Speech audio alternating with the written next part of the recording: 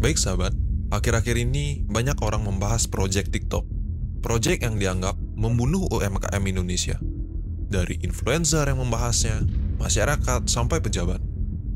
Apakah ini ancaman atau sebuah peluang? Tapi, sebelum masuk ke pembahasan, akan dijelaskan dulu TikTok itu apa. TikTok adalah aplikasi sosial media yang terbit tahun 2016. Pengguna TikTok awalnya belum semasif saat ini. Saat ini, pengguna TikTok meningkat, terutama ketika terjadi pandemi tahun 2020. TikTok memiliki jumlah pengguna sampai miliaran orang di dunia, dan di Indonesia sendiri, pengguna TikTok ratusan juta. TikTok yang awalnya sebagai media sosial yang menampilkan video pendek, live, sampai menjadi social commerce yang berisi TikTok Shop. Dan pengguna TikTok itu mayoritas generasi milenial dan generasi zilenial. TikTok juga bisa sebagai media marketing yang sangat baik. Banyak influencer dan masyarakat berjualan di TikTok karena kemudahan dan algoritmanya. Seseorang tidak perlu memiliki pengikut banyak untuk diketahui oleh banyak orang. Selain itu, TikTok sekarang ini dipakai sebagai personal branding pejabat untuk mengambil hati masyarakat. TikTok memiliki modal untuk membuat suatu negara was-was, dari was-was akan pencurian data sampai masalah ekonomi seperti perdagangan, dikarenakan TikTok memiliki data apa saja yang sering dicari penggunanya. Dan TikTok ingin merilis proyek yang dianggap mematikan UMKM lokal. Mari kita masuk ke pembahasan.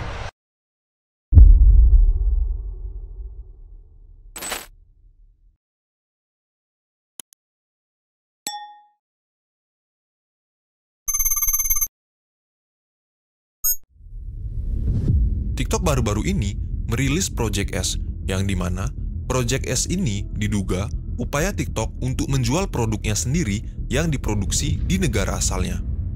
Beda dengan TikTok Shop, yang mana ada UMKM lokal yang berjualan di sana. Di dalam pembelian barang impor, ada cross-border e-commerce. Maksudnya, membeli barang dari luar negeri tanpa perantara atau reseller. Ini dianggap berbahaya karena negara lebih dirugikan dari hal itu, karena tidak masuk ke dalam proses pabean. Itu yang sempat terjadi di Indonesia. Dengan munculnya Project S, muncul lagi bayang-bayang cross-border e-commerce.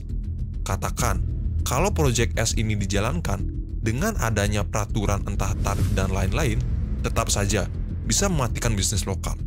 Seperti yang tadi saya katakan, pengguna TikTok ratusan juta di Indonesia. TikTok memiliki kontrol penuh terhadap iklan dan kemunculan beranda suatu produk. Selain itu, barang-barang dari luar itu jauh lebih murah. Apa tidak berbahaya sekali Project S TikTok ini jika terrealisasi di Indonesia yang masih struggle dalam membangun negara? Di Indonesia sendiri, e-commerce dan social commerce penjualannya sangat tinggi jika dibandingkan negara-negara ASEAN lainnya. Ini mungkin yang membuat TikTok tertarik untuk adakan Project S di Indonesia. Dikutip dari data harian Kompas, pangsa pasar TikTok itu 5% dari e-commerce di Indonesia, dan jumlah penjualannya lebih dari 2 miliar dolar. Itu saja belum diterapkan Project S, apalagi jika sudah diterapkan di Indonesia, bisa-bisa mengurangi kekuatan ekonomi nasional. Itu kan tidak win-win solution.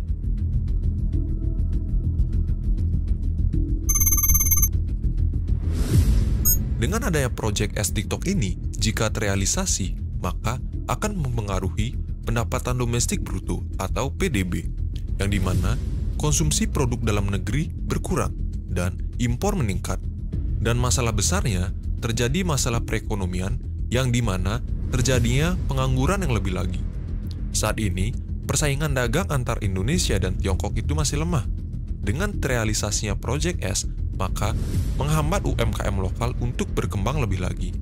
UMKM Indonesia masih berkembang jika datang produk luar negeri yang lebih murah dan sama katakan kualitasnya, maka UMKM kena dampak. UMKM di Indonesia menyerap 90% lebih angkatan kerja, dan di Indonesia sendiri, negara yang tingkat konsumsinya masih tinggi. Bayangkan, jika UMKM mati, negara juga sulit nantinya.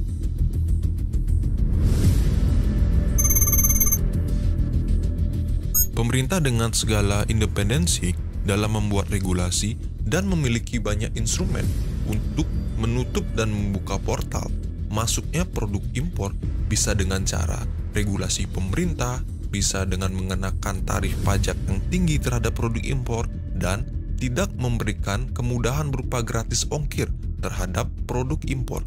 Dikarenakan barang impor yang murah dan mendapatkan kemudahan seperti yang saya sebutkan tadi, maka UMKM bisa mati. Menurut sahabat, bagaimana?